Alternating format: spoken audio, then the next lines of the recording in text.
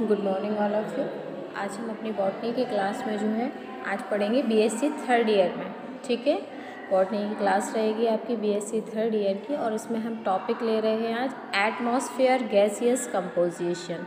मतलब क्या हुआ, वायुमंडल गैसीय संयोजन। मतलब वायुमंडल में जितने प्रकार की गैस पाई जाती हैं वो जो हमारा वायुमंडल है वो किन किन प्रकार की गैसें उसमें सम्मिलित रहती हैं, कि कौन कौन सी गैसें उसमें उपस्थित रहती हैं और कितनी मात्रा में उपस्थित रहती हैं। मान लीजिए जो भी गैसें पाई जाती हैं, यदि कोई हानिकारक गैस है, यदि वो ज़्यादा मात्रा में उपस्थित हो जाती है तो क्या हो जाती है, हमें बहुत सारी बीमारियों से हमें सामना करना पड़ता है। ठीक है, तो वायुमंडल में गैसें उतनी ही मात्रा में उपस्थित हैं जितनी की हमें क्या है, आवश्यकता है, और दूसरा जो हमारे लिए हानिकारक नहीं है।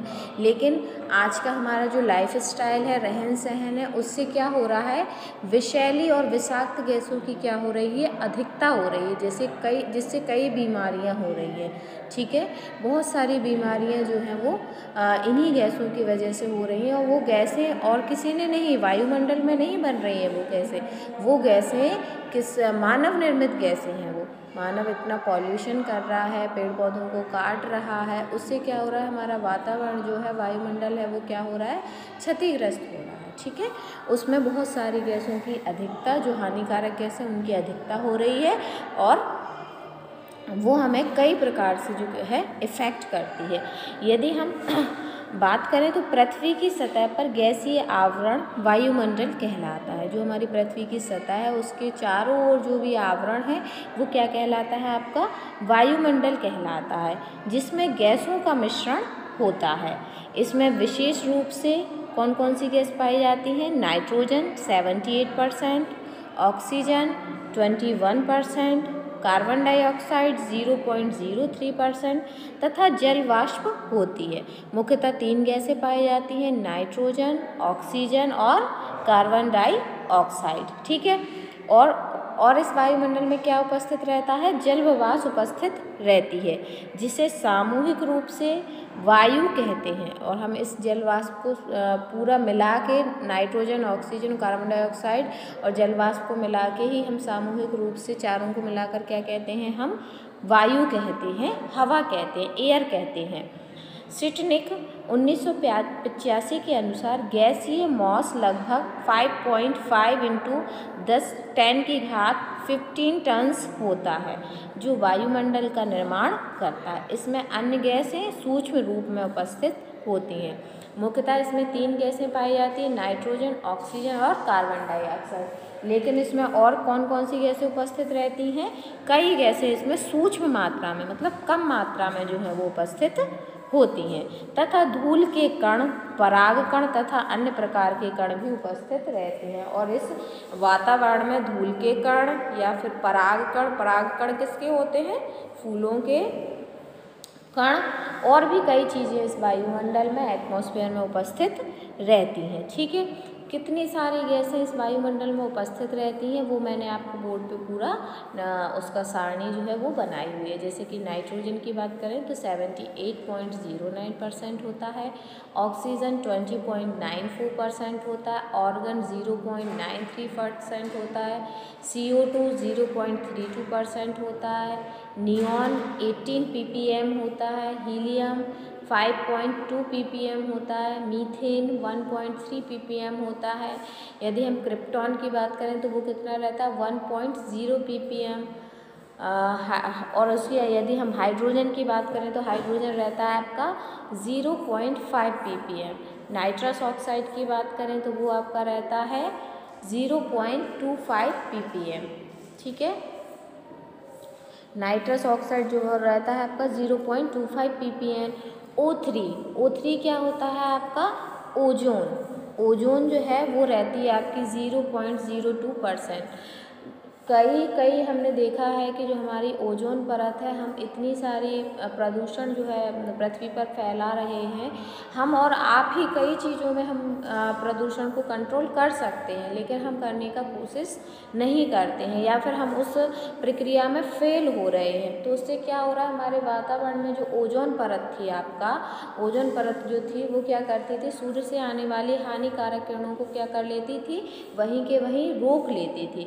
लेकिन हमारे द्वारा इतना पॉल्यूशन फैलाया गया, जिससे क्या हुआ, उस ओजोन परत में एक छिद्र हो गया, जिससे कि क्या होता है, अब सूर्य की हानिकारक किरणें उस छिद्र के द्वारा क्या होती हैं, नीचे तक आ जाती हैं, नीचे के वातावरण में आती हैं और हमें कई प्रकार से त्वचा संबंधी रोग या फिर हृदय संबंधी रोग भी उसमें उत्पन्न करती हैं।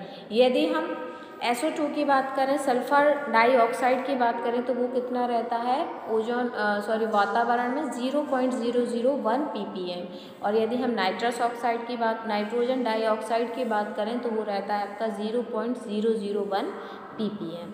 ठीक है, तो इस प्रकार हमने देखा कि गैसियस कंपोजिशन है वो कौन सी गैस कितने प्रकार की पाई जाती है। वैसे हमें नॉर्मल 3 गैसें ही याद करने की ज़रूरत है जो बहुत इम्पॉर्टेंट है। जैसे आपका एक तो नाइट्रोजन हो गया, एक ऑक्सीजन हो गया, कार्बन डाइऑक्साइड हो गया, O3 हो गया, ओजोन है ना, और आपका जो आपकी नाइट्रस ऑक्साइड SO2, इनके द्वारा भी क्या होता है, जो वातावरण में है उनसे हानि होती है। अगर इनकी संख्या बढ़ा दी जाए, इनकी जो मात्रा है, यदि SO2 सल्फर डाइऑक्साइड और इनकी मात्रा जो है वो मीथेन की मात्रा यदि बढ़ जाए वातावरण में, तो क्या होगा, बहुत सारे हमें रोगों का सामना करना पड़ेगा। यदि हम ऑक्सीजन की बात करें, जो बहुत इम्पॉर्टेंट गैसेज हैं, हम उनकी थोड़ी सी चर्चा करेंगे। जैसे ऑक्सीजन की बात करें तो यह शुष्क वायु में सामान्य दाब पर 760 mm पर 21% उपस्थित होती है। ये किस वायुदाब पर, 760 mm वायुदाब पर कितने % उपस्थित रहती है, 21% उपस्थित होती है। स्थलीय वातावरण में ऑक्सीजन 2 परिस्थितियों में अनुपस्थित होती है। स्थलीय वातावरण में केवल 2 ही परिस्थितियाँ ऐसी रहती हैं जब वहाँ ऑक्सीजन नहीं रहती है। एक कहाँ नहीं रहती है, ऊंची ऊंचाइयों वाले स्थान पर। जैसे आप किसी माउंट पर चढ़ते हैं, किसी माउंटेन पर चढ़ते हैं, पर्वत पर चढ़ते हैं, तो आप देखते हैं कि जो पर्वतारोही रहते हैं वो अपने साथ में ऑक्सीजन सिलेंडर लेके जाते हैं। क्यों जाते हैं, क्योंकि जैसे जैसे वो ऊपर जाते हैं वहाँ ऑक्सीजन के जो मात्रा है वो क्या हो जाती है, कम हो जाती है, जिससे जो पर्वतारोही है उन्हें सांस लेने में क्या होने लगती है, परेशानी होने लगती है। इसलिए जब भी पर्वतारोही ऊपर जाते हैं पर्वत पर, तो वो क्या करते हैं, अपने साथ ऑक्सीजन का सिलेंडर लेकर ही जाते हैं। ठीक है, यही रीज़न है, क्योंकि ऊंचाई वाले स्थानों पर जो ऑक्सीजन की मात्रा है वो क्या हो जाती है, कम हो जाती है। दूसरा, ऑक्सीजन की मात्रा कहाँ कम होती है, मृदा की उप सतह के स्तरों में। मृदा की जो उप सतह चलती है, सब सरफेस के स्तरों में भी इसकी मात्रा जो है वो कम हो जाती है। ठीक है, यदि हम बात करें कार्बन डाइऑक्साइड की, तो कार्बन डाइऑक्साइड क्या है, वायु में इसकी मात्रा 0.32% होती है। जल एवं मृदा में इनकी मात्रा वायु की अपेक्षा अधिक होती है। वायुमंडल में तो इनकी मात्रा कितनी होती है, 0.32% कार्बन डाइऑक्साइड की, लेकिन जल में और सॉइल में इनकी मात्रा क्या होती है, थोड़ा सा ज़्यादा होती है वायुमंडल की अपेक्षा। दोनों ही अवस्थाओं में इसकी अधिक मात्रा जलीय पौधों में श्वसन से निकली इस गैस का पानी में घुलने एवं स्थलीय पौधों की जड़ों तथा सूक्ष्म जीवों के श्वसन से निकली इस गैस के कारण होती है।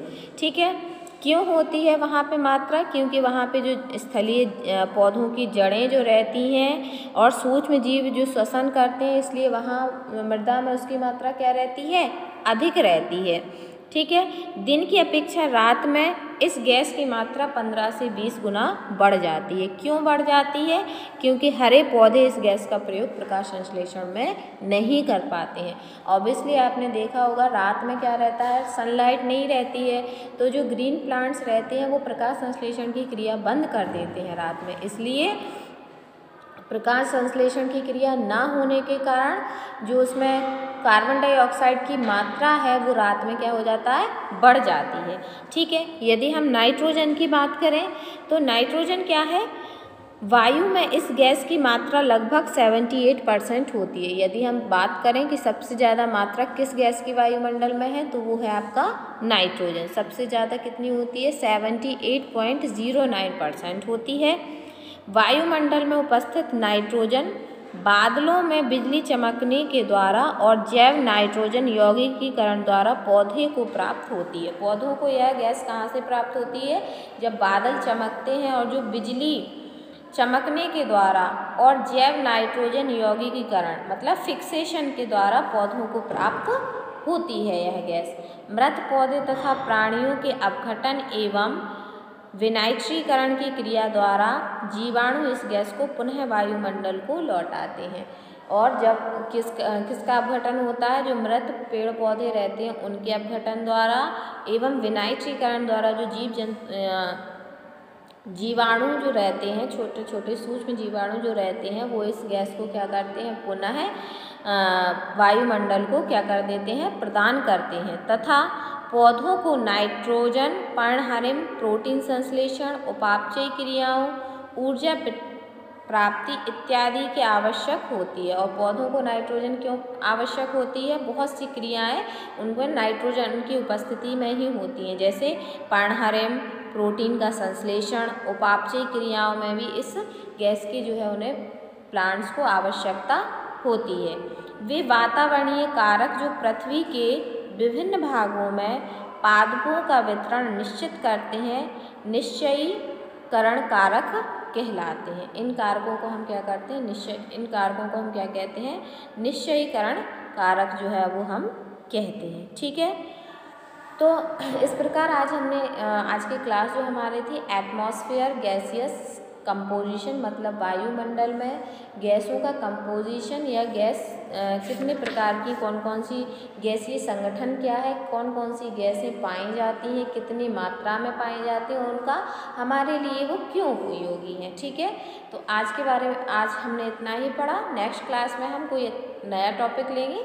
आज की क्लास में इतना ही। Thank you.